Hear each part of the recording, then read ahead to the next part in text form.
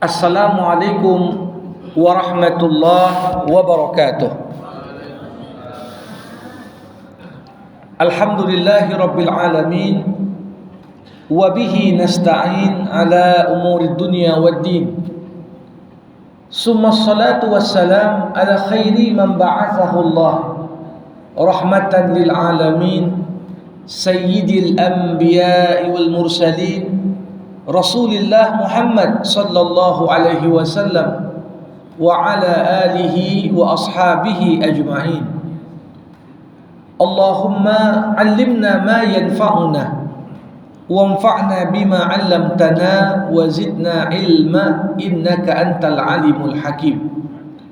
Bapak-bapak, ibu-ibu, saudara-saudari, kaum muslimin dan muslimat, jamaah fardu subuh di Masjid Al-Jihad yang dirahmati Allah. Bersyukur kita kepada Allah seraya mengucapkan alhamdulillah. Salawat berangkaikan salam kita hadiahkan kepada Rasulullah. Allahumma salli wa sallim wa barik alaihi. Jamaah rahimakumullah, masih dalam kajian kita tafsir surah Al-Anfal. Dan pada jumpa kita pagi hari ini kita akan kaji ayat ke-50 dan ayat ke-51. Allah Subhanahu wa taala berfirman, "Walau tara iz yatawaffal ladzina kafarul malaikatu yadribuna wujuhahum wa adbarahum wa dzuqu 'adzabal hariq dzalika bima qaddamat aydikum wa anna Allah laisa bidhallamin lil 'abid." Dan sekiranya kamu melihat ketika para malaikat mencabut nyawa orang-orang kafir sambil memukul wajah dan punggung mereka, lalu malaikat berkata, "Rasakanlah olehmu siksa neraka yang membakar." Demikianlah itu disebabkan oleh perbuatan tanganmu sendiri, dan sesungguhnya Allah tidak menzalimi hamba-hambanya. Jamaah rahimakumullah, kalau pada jumpa kita sebelumnya Allah bercerita mengenai kelompok orang-orang munafik dan orang-orang yang dalam hati mereka penuh dengan penyakit. Apakah penyakit syahwat? Apakah penyakit syubhat yang membuat mereka menolak kebenaran yang datangnya dari Allah? Bahkan mereka memperolok orang-orang yang beriman dengan mengatakan mereka itu kena tipu sama agamanya. Nah, di sini Allah ingin tunjukkan kepada kita kecerdasan manusia diukur dari bagaimana dia berinteraksi dengan akhir hayatnya. Siapa orang yang cerdas? Orang yang cerdas bukan orang yang mikir untuk hari ini, untuk sekedar besok, untuk sekedar seminggu, setahun, bahkan 50 tahun yang akan datang. Tapi orang yang cerdas adalah orang yang memperhatikan sebagaimana dia berjalan saat ini akan tiba di destinasi akhir, tujuan akhir. Orang yang cerdas selalu mencoba beradaptasi dengan terminal akhir di mana dia akan menuju ke sana. Karenanya ayat ini mengingatkan kepada kita, seberkuasa apapun engkau, sekaya apapun dirimu, sebanyak apapun kekuasaan yang kau miliki, janganlah kau lupa untuk membayangkan akhir hayatmu. Janganlah kau lupa untuk berimajinasi tentang bagaimana ketika nanti engkau meninggalkan dunia dengan segala kebergemelapannya untuk kembali kepada Allah. Dan digambarkan di sini potret yang sangat kontras bagaimana akhir dari orang-orang yang kufur. Walau tara id yatawaffal ladina kafarul malaikah. Sekiranya Allah katakan, kalian semua lihat bagaimana malaikat mencabut nyawa orang-orang kafir. Jadi malaikat di sini sebagai subjek, orang-orang kafir sebagai objek. Ayat ini fokus untuk menceritakan gimana malaikat yang diperintahkan Allah mencabut nyawa orang-orang kafir bukan hanya sekedar berkata, tapi juga apa yang dibuat oleh malaikat. Yadribuna wujuhahum wa adbarahum. Malaikat bukan hanya sekedar cabut nyawa selesai, tidak. Mencabut nyawa, memukul wajah orang kafir, memukul punggungnya. Dan ini adalah salah satu ayat yang menjadi bukti dan landasan bukan hanya orang-orang kafir itu dapat siksa di neraka. Orang kafir juga dapat siksa dalam kubur. Bahkan sebelum itu orang kafir pun mendapatkan siksa di momen sakaratul maut. Jadi ada siksa momen sakaratul maut, ada siksa nanti ketika sudah dikubur, ada siksa juga nanti ketika pengadilan dan hisab Allah berlaku kepada mereka. Digambarkan malaikat tentunya yang punya kuasa untuk menentukan ajal seorang siapa? Allah. Allah perintahkan malaikat Israel yang mencabut nyawa untuk kemudian mencabut nyawa orang-orang kafir. Dalam kondisi bagaimana? Dalam kondisi yadribuna wujuhahum wa adbarahum. Kalau kita kaitkan ayat ini dengan konteks surah yang bercerita tentang perang Badar, digambarkan bahwasanya para malaikat ikut berperang bersama dengan para mujahidin. Bahkan ketika itu Allah Subhanahu wa taala mengatakan apa? Anni mumiddukum bi alfin minal malaikati murdifin. Aku akan kuatkan kalian wahai para mujahid dengan 1000 malaikat yang ikut berperang bersama kalian. Ikut berperang bersama kalian. Nah, jadi di sini malaikat berperang. Ada orang-orang kafir yang justru sebagaimana ditulis oleh Ibnu Hisham dalam Sirah Nabawiyah, ada beberapa sahabat mau menghantam orang kafir di medan perang, tapi dia temukan orang kafirnya sudah meninggal duluan. Ini yang dipahami bahwasanya malaikat bukan hanya kasih semangat, malaikat bukan hanya jadi tim hore-hore, tapi malaikat ikut bertempur, malaikat ikut berperang. Mereka memukul wajah dan punggung orang-orang kafir di medan perang. Bahkan bukan hanya itu, disebutkan dalam beberapa riwayat oleh para sahabat Rasulullah Muhammad SAW, bagaimana di antara para malaikat itu ada juga yang gugur di medan perang. Ada di antara malaikat tadi yang gugur di medan perang. Sehingga para sahabat kemudian berkata, kami dapat membedakan mana yang gugur dari para sahabat dan mana yang gugur dari golongan malaikat. Di mana bedanya? Kalau manusia gugur, ya apakah ditusuk, apakah dipukul, ini ada nampak bercak darah dan lain sebagainya. Tapi ada di antara yang gugur tak nampak darahnya. Dan itu menandakan selain sahabat tak mengenal mereka, kok ikut perang bersama kita. Nah jadi, tapi ayat ini kalau dipisahkan dari konteksnya, bercerita secara umum, bukan hanya dalam konteks perang Badar, tapi di mana ada orang kafir akan meninggal dunia, maka dia merasakan momen sakaratul maut yang berat. Bagaimana tidak?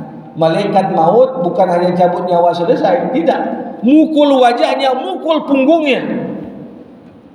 Ini yang dikatakan oleh Rasulullah Muhammad SAW.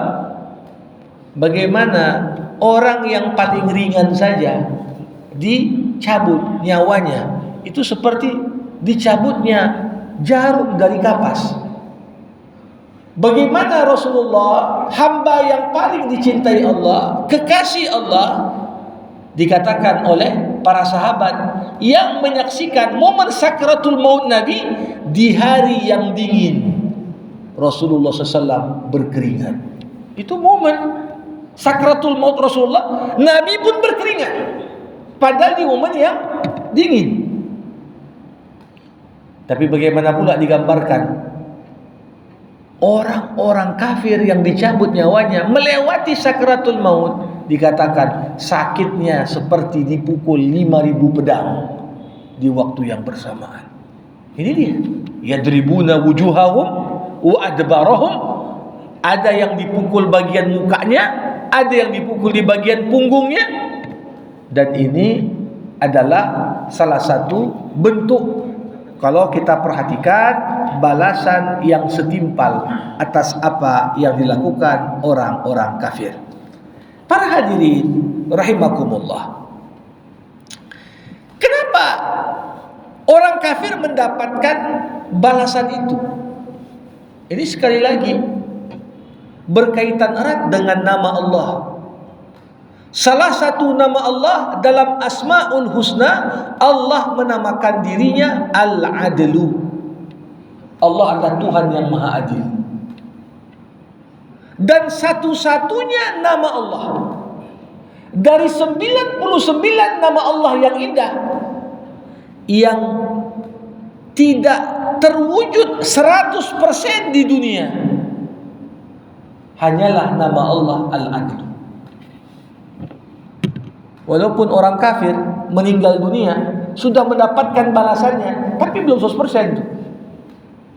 Makanya ada balasannya dia terima ketika dia masih hidup. Ada balasannya dicicil ketika dia mengalami sakratul maut. Ada balasan yang dia terima ketika dia berada di alam kubur.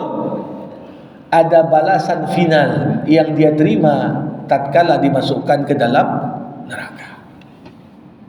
Inilah keadilan Allah. Maka dari itu, orang yang cerdas bukan orang yang hanya mikir sekarang. Apapun perbuatan yang ingin kita kerjakan, apakah perbuatan itu mempengaruhi akhirat kita enggak? Apakah perbuatan itu menyebabkan kita mengalami momen-momen sulit di sakratul maut enggak? Kalau tiap orang berpikir seperti itu, takkan ada yang korupsi itu. Kalau ada orang seperti itu, enggak akan ada yang menyalahgunakan jabatan di situ. Disinilah kenapa dikatakan Al-Kayyisu man dana nafsahu wa amila lima ba'dal maut.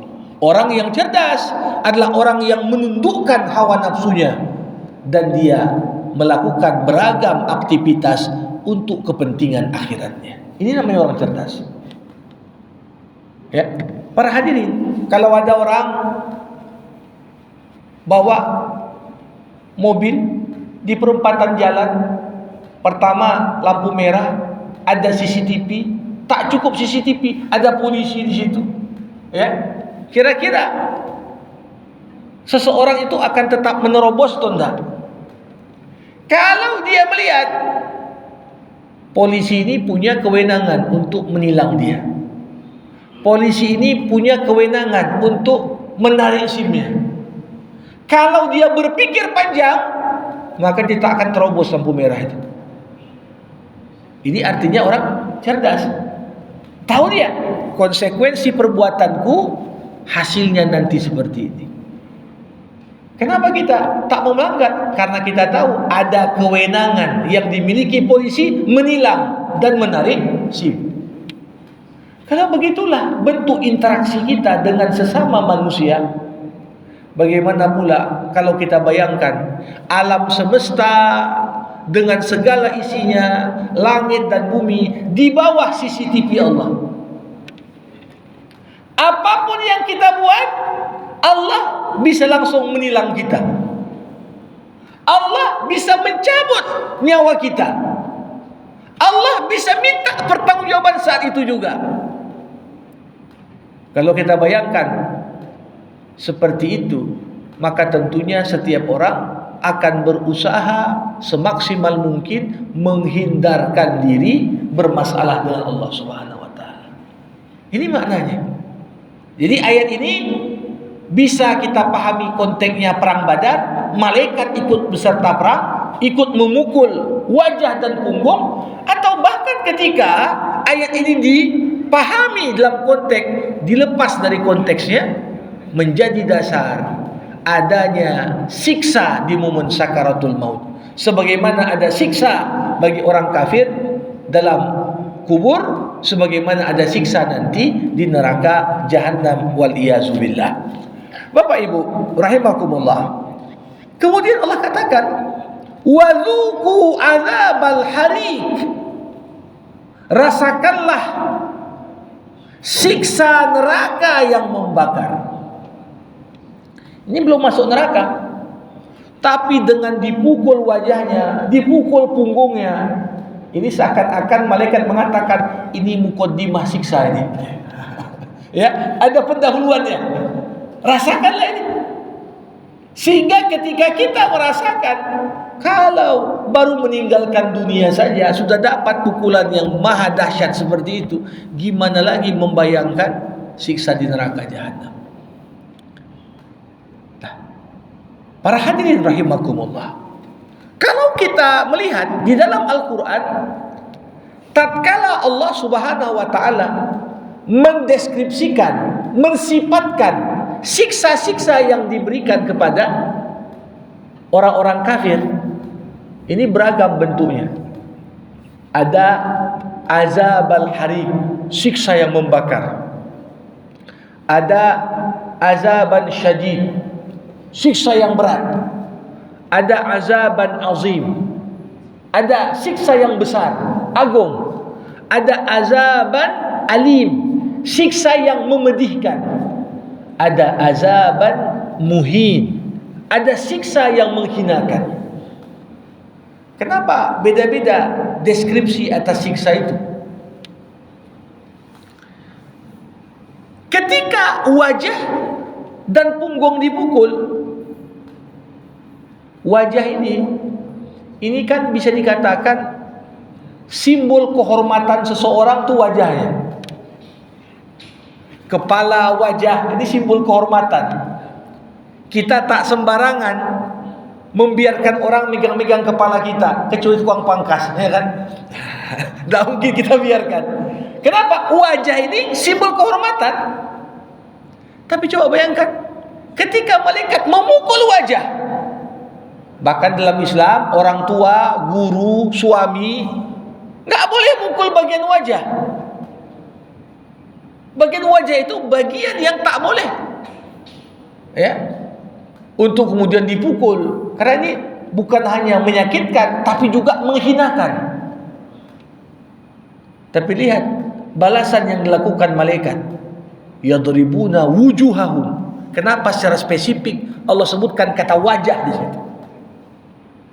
Jadi ini siksa bukan hanya sekedar siksa yang pedih, siksa yang membakar, tapi di dalamnya ada makna penghinaan. Allah hinakan yang bersangkutan. Allah rendahkan dia di hadapan manusia. Bahkan dia merasa dirinya hina karena bagian tubuh yang selama ini jadi simbol kehormatannya justru itu pula lah jadi objek pukul. Para hadirin, yang paling menarik, ayat ini tidak cerita mengenai kondisi yang dipukul. Dia hanya cerita mengenai kondisi yang memukul. Kondisi malaikat yang mencabut nyawa memukul Tapi nggak diceritakan gimana orang kafir yang dipukul. Dalam ilmu balaghah ini disebut dengan ijazun ghani. Bagaimana disampaikan satu peristiwa dalam bahasa dan kosakata yang terbatas dan singkat, dan sengaja aspek-aspek tertentu tidak didetailkan di sini. Tujuannya apa? Litazhabaz zihnu anhu kulla mazhab. Agar setiap orang yang membaca bisa mengimajinasikan gimana kondisi orang yang dipukul wajah dan punggungnya itu. Gimana kondisi mereka? Bayangkan aja sendiri. Kalau kita merasa wajah kita dipukul, bagaimana rasanya? Kalau kita merasa punggung kita dipukul, bagaimana rasanya? Bayangkan itu. Ini sekali lagi ayat yang menggambarkan kepada kita tentang keadilan Allah. Maka karenanya di ayat ke-51 Allah menegaskan lagi. Dzalika bima qaddamat aydikum wa anna Allah laisa bidzallamin lil abid. Allah katakan siksa momen yang begitu menyakitkan yang diterima oleh orang kafir ketika dicabut nyawanya, dipukul wajahnya, dipukul punggungnya. Allah katakan itu semua bima qaddamat aydikum. Bukan karena Allah, tapi karena perbuatan yang mereka kerjakan sendiri. Jadi kadang-kadang kita, ya, kok kejam kali Allah buat begini. Tapi Allah Ar-Rahman Ar-Rahim. Kok begitu dicabut nyawanya? Allah jelaskan di sini. Bahwasanya apa? Zalika, potret yang begitu menakutkan bagaimana orang kafir meninggal dunia dalam kehinaan bima qaddamat aydikum, kata Allah. Ya. Yang demikian itu akibat dari perbuatan yang kalian kerjakan sendiri, wahai orang kafir. Al-jaza min jinsil amal. Balasan Allah sesuai dengan jenis dan bentuk dari apa yang kita perbuat. Kalau kita di dunia selalu membawa kebermanfaatan untuk orang, nolong orang, mengasihi orang, apa mungkin Allah hinakan seperti itu? Tidak. Tapi sebaliknya, kalau ada orang dalam hidupnya karena kemunafikannya, kekufurannya, penyakit hatinya, dia sakiti banyak orang, dia tolak dakwah, bahkan dia ngomong, ini yang pergi-pergi solatnya kena tipu sama Islam semua nih, ya, diperoloknya orang yang beragama.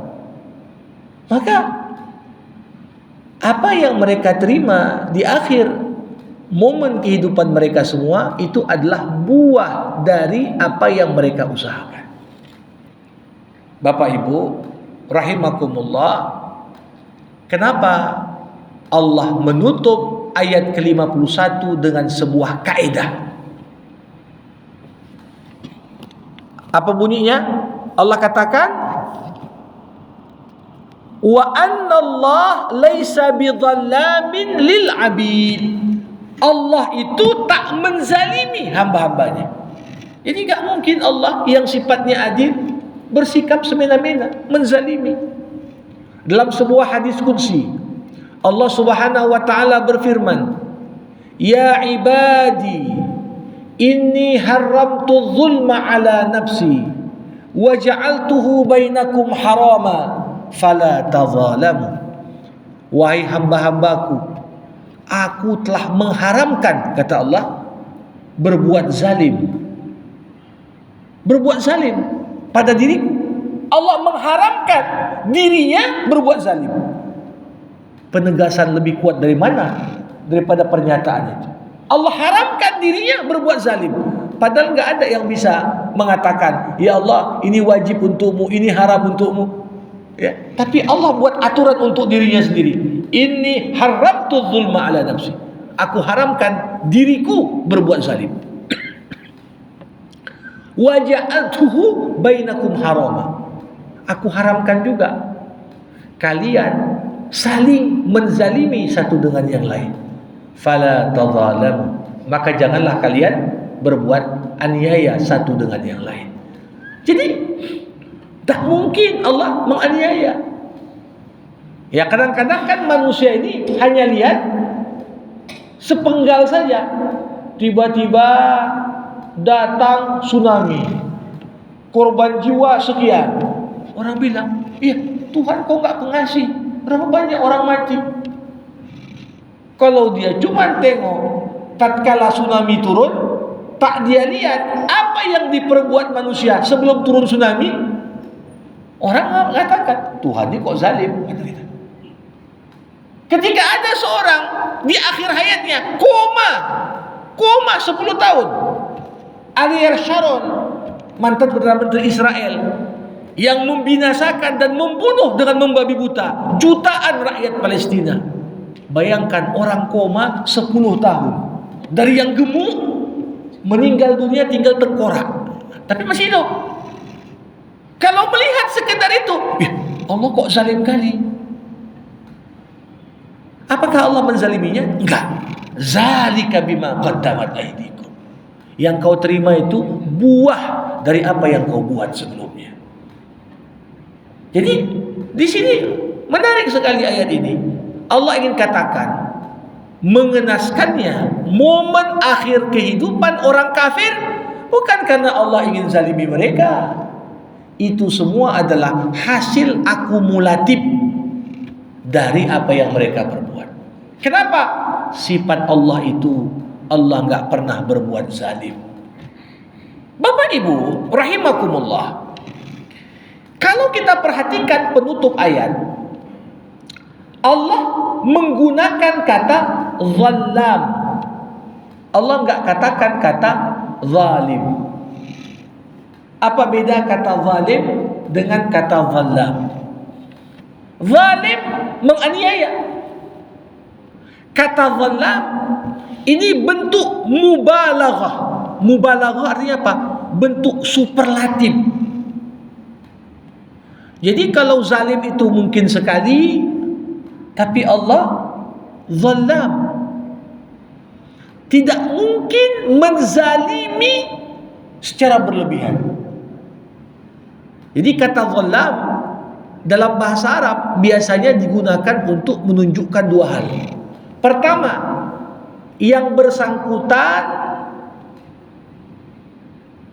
menzalimi secara kuantitas banyak. Kalau ada pedagang, memang dia curangnya nggak banyak, tapi korbannya udah 1000-an orang. Itu namanya zalam. ya, di takarannya dikurangi mungkin setengah on. Berapa setengah on? Tapi karena korbannya sudah 1000-an orang, ini zalam namanya. Bukan lagi zalim. Kalau sekali ya buat, mungkinlah kita bilang zalim. Tapi kalau sudah banyak, nggak mungkin dibilang zalim lagi, tapi zalam. Yang kedua, mungkin perbuatan zalimnya itu nggak banyak secara kuantitas, tapi berlebihan secara kualitas. Yang dia zalimi satu orang, tapi zalimnya itu luar biasa. Itu juga disebut zalam. Ya, ada penguasa misalnya, dia takut lawan politiknya satu, yang dizalimi satu aja, tapi yang dizalimi itu luar biasa kali kezaliman yang dibuat terhadapnya. Ini masuk juga kata zalam. Jadi apakah Allah menzalimi banyak hamba? Hasya lillah, enggak mungkin Allah menzalimi banyak hamba. Apakah Allah ada menzalimi satu orang hamba dengan kezaliman yang besar? Hasya lillah, enggak mungkin Allah menzalimi hamba dengan kezaliman. Jadi apa yang diterima oleh orang-orang kafir dalam perjalanan akhir hayat yang mengenaskan dan begitu menyakitkan, itu bukan karena kezaliman Allah, tapi hakikatnya adalah karena perbuatan dari manusia itu sendiri. Jadi ini hakikat yang sebenarnya.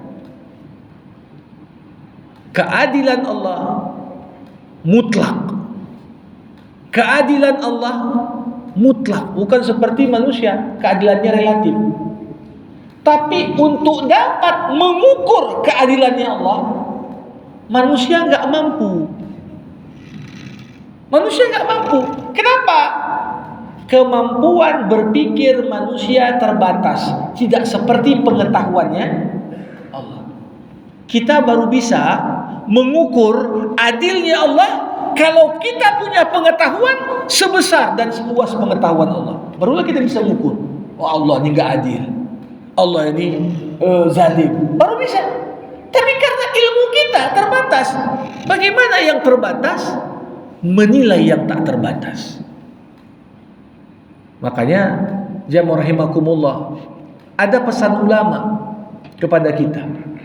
Kalau kau dihadapkan dengan satu kondisi dan situasi, engkau menilai seakan-akan ketetapan Allah di sana seperti tidak adil terhadapmu, maka ukur dirimu sebagaimana ukuran dalam surah Al-Kahfi. Gimana ukuran dalam surah Al-Kahfi?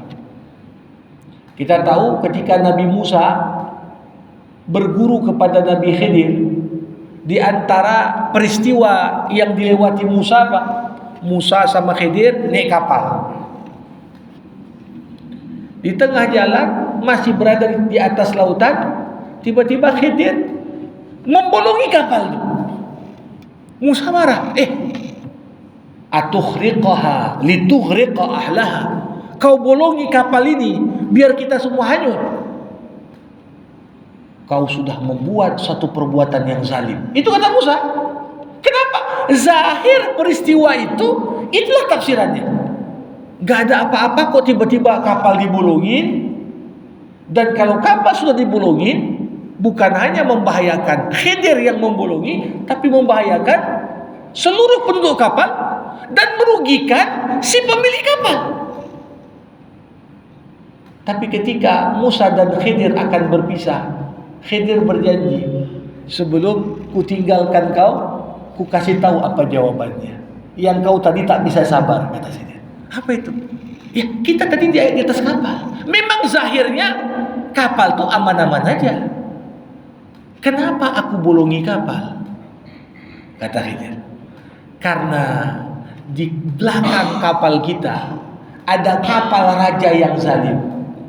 Kebiasaan raja ini, kalau nampak ada kapal bagus sedikit, direbutnya, diambilnya, ya, dan dibiarkannya kapal itu dirampas dengan zalim. Maka kata Khidir, lebih bagus aku rusakkan sedikit kapal itu, sehingga raja tadi tidak berhasrat mengambil kapal ini karena dia anggap kapal itu gak bagus, dan ini menyelamatkan pemilik kapal. Orang-orang miskin yang uangnya nggak banyak, kalau diambil kapal hilang mata pencaharian. Tapi kalau kapal dibolongi masih bisa diperbaiki, ditambah lagi mana bolongnya dan lain sebagainya. Nah, begitulah kata ulama. Kalau kita lihat satu peristiwa yang nampak buruk di depan kita, kita ini kan bersegera nengoknya seperti Musa memandang. Wah, ini kok gini, ini kok gitu, gak boleh begini, gak boleh begitu. Cepat-cepat kita. Tapi kalau kita tahu apa hikmah di balik itu, loh, kenapa Allah kasih penyakit untukku? Kenapa usahaku dibuat Allah bangkrut? Kenapa aku dimutasikan kerja kemari? Kenapa begini begitu? Banyak pertanyaan.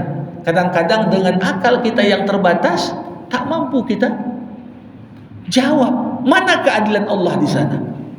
Tapi sekali lagi, seketika ada peristiwa mengganjal dalam hatimu, kau tak mampu memahami di mana prinsip keadilan Allah di sana, segeralah ukur dirimu sebagaimana yang disebutkan dalam surah Al-Kahfi. Artinya apa?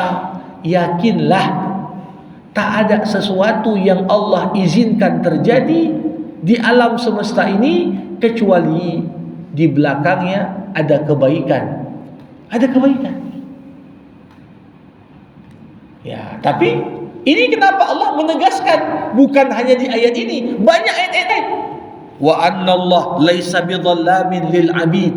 Allah enggak akan menzalimi. Kenapa Allah perlu menekankan pernyataan ini berulang-ulang? Karena Allah tahu akalmu manusia tak akan mampu menjangkau ilmuku. Akalmu manusia tak akan mampu mengukur adilku. Maka disinilah penting kita tetap berprasangka baik kepada Allah.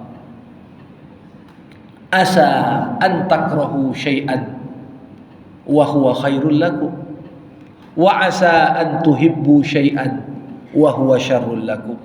Boleh jadi kau benci sesuatu, padahal di balik yang kau benci itu ada kebaikan untukmu. Kau tak tahu. Setelah berlalu 5 tahun, 6 tahun, baru dibukakan Allah pengetahuan kita. Oh, ini tujuan Allah buat aku begini. Sehingga sedikit pun tak tersisa dalam hati kita merasa aku dizalimi Allah. Jangan. Dan saya ingin tutup majelis kita pada pagi hari ini dengan satu hadis Rasulullah Muhammad SAW. Ketika Nabi berjumpa dengan seorang sahabat, Nabi bertanya padanya, bagaimana kondisimu? Sahabat itu menjawab, kondisiku hari ini baik sekali wahai Rasulullah. Aku menyadari hakikat segala sesuatu. Kata sahabat tadi. Ketika itu Rasulullah SAW bersabda, ma balagha abdun haqiqata syai' hatta ya'lam anna ma asabahu lam yakun liyukhti'ahu wa anna ma akhta'ahu lam yakun liyusibahu. Tidaklah seorang hamba sampai pada hakikat segala sesuatu hingga dia menyadari apa yang menimpanya tak akan mungkin luput darinya, dan apa yang luput darinya tak akan mungkin menimpanya. Artinya apa? Segala sesuatu sudah diatur Allah. Allah atur. Dan pengaturan Allah terhadap hal-hal di luar kuasa kita untuk memahaminya, itu semua dibangun di atas prinsip keadilan dan kebijaksanaan Allah. Mudah-mudahan kita dihindarkan dari akhir yang buruk, su'ul khatimah. Jangan sampai kita akhiri kehidupan kita seperti potret orang kafir, dicabut nyawanya, dipukul wajahnya, dipukul punggungnya, dihinakan di hadapan manusia dan di hadapan Allah Subhanahu wa taala. Yakinlah Allah Maha Adil dan Allah tak mungkin menzalimi seorang hamba walaupun hanya sebesar biji zarah sekalipun. Ini yang dapat disampaikan untuk jumpa kita di pagi hari yang berbahagia ini. Sebelum saya tutup, yang mau bertanya, berkomentar dipersilakan. Waalaikumsalam warahmatullahi wabarakatuh. Kisah-kisah yang saya sampaikan tadi, ada kisah seorang pemimpin agama pada waktu itu di India, yaitu Mirza Ghulam Ahmad. Kisah itu nantinya di dalam kamar mandi dan bergelimangan dengan tinja, betul. Apakah benar seperti yang Ustaz bilang tadi itu juga sebagai kata apa Ustaz? Zalim. Memang dirinya sendirilah yang berbuat, makanya kembali kepada dia seperti itu. Tapi sampai hari ini pengikutnya makin banyak dan menyebar kemana-mana. Apakah mereka tidak tahu bahwa saya kisah pemimpinnya itu seperti itu? Terima kasih. Jamaah rahimakumullah. Salah satu ciri utama aliran sesat yang menyimpang dari ajaran Islam yang benar, selalu di dalamnya terdapat pengkultusan tokoh. Jadi ayat-ayat sesat itu selalu bukan mengajarkan orang pada ajaran yang benar, dikultuskan tokoh itu. Diceritakanlah dengan beragam cerita-cerita yang tidak ada dasarnya. Nah, latar belakang bagaimana akhir mengenaskan dari Mirza Ghulam Ahmad, pendiri Ahmadiyah Qadiani di Lahore, Pakistan sekarang. Waktu itu memang Ahmadiyah Qadiani ini aliran sesat yang memang didanai Inggris untuk menguatkan penjajahannya di semenanjung India. Waktu itu Pakistan, India, Bangladesh masih satu negara. Ya. Jadi dia perlu legitimasi dari tokoh agama. Dia tengok mana yang bisa dibayar.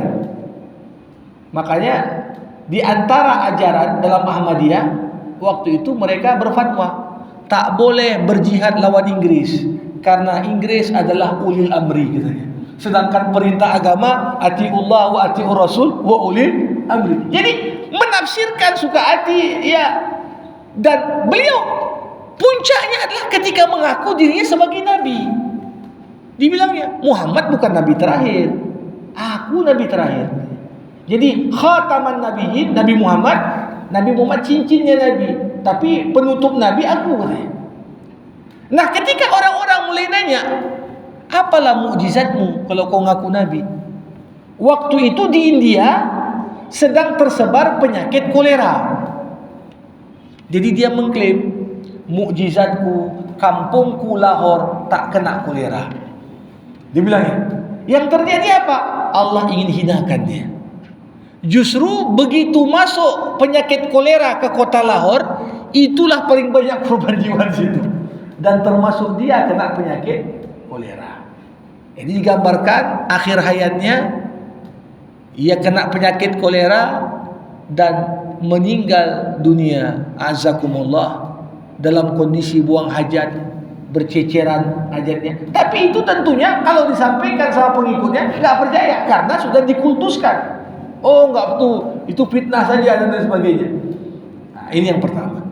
Sama seperti kita lihat Mustafa Kemal, pemimpin sekuler Turki yang mengganti azan dari bahasa Arab ke bahasa Turki, memaksa orang sholat pakai bahasa Turki, menutup fakultas agama, menutup sekolah-sekolah tahfiz, bahkan memenjarakan para ulama yang kritis terhadap kebijakan sekularisasi yang dilakukannya.